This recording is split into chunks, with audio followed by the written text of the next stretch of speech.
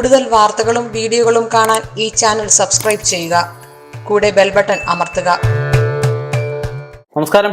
ഏഷ്യാനെറ്റ് ടിവിയുടെ എപ്പിസോഡിലേക്ക് എല്ലാ മനഃപ്രേക്ഷകർക്കും ഹൃദയം നിറഞ്ഞ സ്വാഗതം. ഇത് നമ്മുടെ വിഷയം എന്ന് വെച്ച് കഴിഞ്ഞാൽ, പ്രകൃതിയിൽ പല കാര്യങ്ങളും ഉണ്ട്. നമുക്ക് ശ്രദ്ധിച്ചു കഴിഞ്ഞാൽ മനസ്സിലാവും. നമുക്ക് വരാൻ പോകുന്ന ഗുണഫലങ്ങളും ഉണ്ട്, ദോഷഫലങ്ങളും ഉണ്ട്. നമുക്ക് വരാൻ പോകുന്ന ദോഷഫലങ്ങൾ പ്രകൃതി നമുക്ക് കാട്ടിത്തരും. നല്ല സമയമുള്ള ഒരാൾക്കാണെങ്കിൽ അത് ദോഷമാണെന്ന് തോന്നാനും അതനുസരിച്ചുള്ള പരിഹാരങ്ങൾ ചെയ്യാനും സാധിക്കും. ഇല്ലാത്തവരോ ഇതിൽ വീണ്ട് ആകപ്പാടെ നേർ ജീവിക്കേണ്ടി വരുന്ന അവസ്ഥയാണ്. അപ്പം ഇത് അറിയാൻ പാടില്ലാത്ത വ്യക്തികൾക്കായിട്ട് ഞാനിത് പറഞ്ഞു തരികയാണ്. അപ്പം നമുക്ക് എന്തായാലും ഈ ദുർനിമിത്തങ്ങൾ അതിന് വേണ്ടുന്ന പരിഹാരങ്ങളുമാണെന്ന് പറയാൻ പോകുന്നു. നമുക്ക് അതിലേക്കൊന്ന് കടക്കാം. ഭവിഷ്യപുരാണം എന്ന് പറഞ്ഞ പുരാണമുണ്ട്. ഭവിഷ്യപുരാണത്തിൽ പറയുന്നുണ്ട്, ഗ്രഹത്തിലും പരിസരത്തും ഒക്കെ വ്യക്തമാകുന്ന പല കാര്യങ്ങൾ ശ്രദ്ധിച്ചു കഴിഞ്ഞാൽ നമുക്ക് വരാൻ പോകുന്ന മഹാ ആപത്തുകളെ പോലും നമുക്ക് മറികടക്കാൻ സാധിക്കുമെന്ന്. അതിനെ കണ്ടാൽ മാത്രം പോരാ, അതിന് വേണ്ട കാര്യങ്ങളും ചെയ്യണം. ചെയ്തുകൊണ്ട് ഈശ്വര വിചാരം കൊണ്ടേ കാര്യമുള്ളൂ. അപ്പം നമുക്ക് അതിലേക്കൊന്ന് കടക്കുമ്പോൾ, വെളുത്ത പ്രാവ്, കൂമൻ, കാവതിക്കാക്ക, ക്രൗഞ്ച് പക്ഷി തുടങ്ങിയവ വീടിൻ്റെ പരിസരത്ത് ഒന്നുകിൽ പറന്ന് വീഴുക, അല്ലെങ്കിൽ അവർക്ക് എന്തെങ്കിലും അംഗഭംഗം സംഭവിച്ച് വീഴുക, അല്ലെങ്കിൽ മരിച്ചു വീഴുക, ഇതൊക്കെ ദോഷമായിട്ട് പറയപ്പെടുന്നുണ്ട്. ഒരു കുട്ടി ജനിക്കുമ്പോൾ തന്നെ അതിന് പല്ലുണ്ടെങ്കിൽ ദോഷമായിട്ട് പറയപ്പെടുന്നുണ്ട്.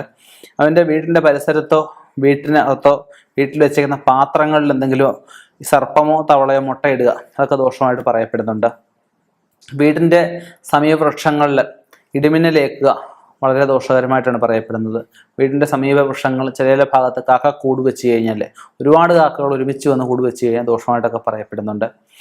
അതുപോലെ തന്നെ പരിഹാരമായിട്ട് പറയുമ്പോൾ, ഞായറാഴ്ച ദിവസങ്ങളിൽ ആദിത്യനെ പൂജിക്കുക, ആദിത്യ ക്ഷേത്രങ്ങളിൽ പോവുക, ആദിത്യ ഗായത്രി മന്ത്രം, ആദിത്യൻ്റെ സഹസ്രനാമം അങ്ങനെയുള്ളതൊക്കെ ജപിക്കുന്നത് നല്ലതായിട്ട് പറയപ്പെടുന്നുണ്ട്. ആദിത്യന് എള്ളു പായസം നിവേദിക്കുന്നത് വളരെ ഗുണകരമായിട്ട് പറയപ്പെടുന്നുണ്ട്. അതുപോലെ കുടപ്പന, കവുങ്ങ് എന്നിവ ഇരട്ടയായി മുളച്ചു കഴിഞ്ഞാൽ ശുഭകരമായിട്ട് പറയപ്പെടുന്നുണ്ട്.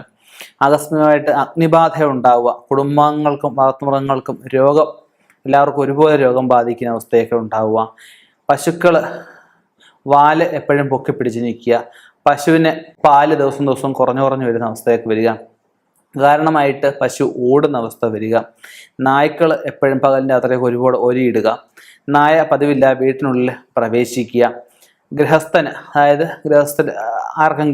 ഗൃഹസ്ഥന് ആധികാരികമായിട്ട് അനാവശ്യമായിട്ട് വാദപ്രതിവാദങ്ങളിൽ ഏർപ്പെടുന്ന അവസ്ഥ വേണ്ടി വരിക, ഒരു അനാവശ്യമായിട്ട് ആൾക്കാരോട് ചുമ്മാ ചൂടാവേണ്ട അവസ്ഥ ഉണ്ടാവുക.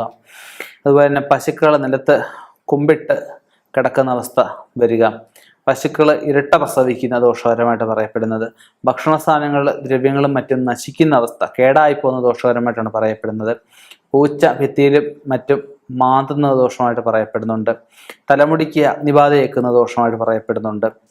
അങ്ങനെ അനവധി ദുർനിമിത്തങ്ങൾ പറയപ്പെടുന്നുണ്ട്. പിന്നെ പൂച്ച 6ലധികം കുഞ്ഞുങ്ങളെ പ്രസവിക്കുക, അത് ദോഷമായിട്ട് പറയപ്പെടുന്നുണ്ട്. ഇവയൊക്കെ ഓരോ ദോഷങ്ങൾ ഉണ്ടാകുമ്പോൾ അതിന് പിന്നിൽ ഓരോ കാരണങ്ങളുണ്ട്. അപ്പം നമുക്ക് ഒരാൾക്ക് സമയദോഷമാണ്, അല്ല ഞാൻ സൂക്ഷിക്കണം, ഞാൻ എല്ലാ കാര്യങ്ങളും മിതത്വം പാലിക്കേണ്ട അവസ്ഥയാണ് ഒരാൾക്ക് തോന്നാൻ എന്ത് വേണം? ഈശ്വരാധീനം വേണം.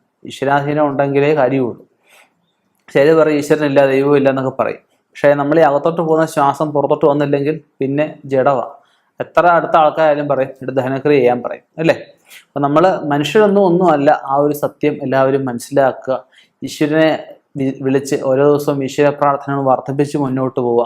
ഇത്തരത്തിലുള്ള ആ ഒരു ദുർനിമിത്തങ്ങളൊക്കെ വീട്ടിൽ കണ്ടു കഴിഞ്ഞാൽ കയ്യും കെട്ടി നോക്കിയിരിക്കാതെ അതിന് വേണ്ടുന്ന കാര്യങ്ങൾ ചെയ്ത് രക്ഷപ്പെടാനുള്ള കാര്യങ്ങൾ ചെയ്യുക.